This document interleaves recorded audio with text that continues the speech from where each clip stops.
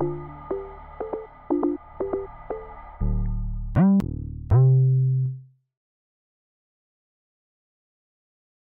welcome back to the last video in this course. We'll continue building on the code in our previous lecture and work on the curved surface we want to create. The idea is to create surface from the moved points and then subtract it from the box top, creating an interesting curved top.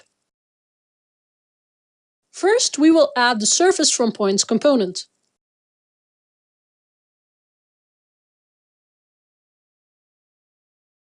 And then connect it to the geometry output of the move component. Now, we will create the addition component. And we will add 1 to the number of grid cells to give us the number of grid lines.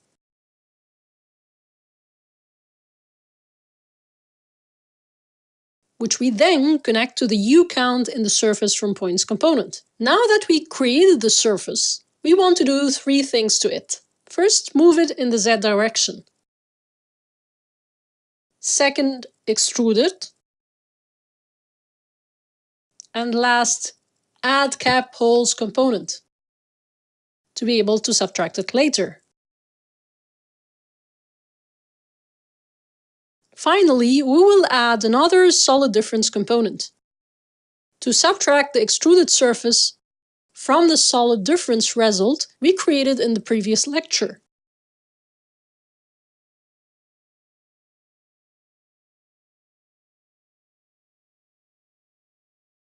As by now you know, we will bake into Rhino by right-click, Bake, choose Layer, and click OK.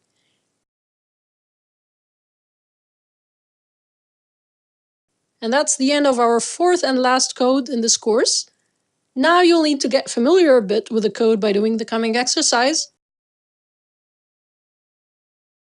This course is part of a series of courses in accidental spaces.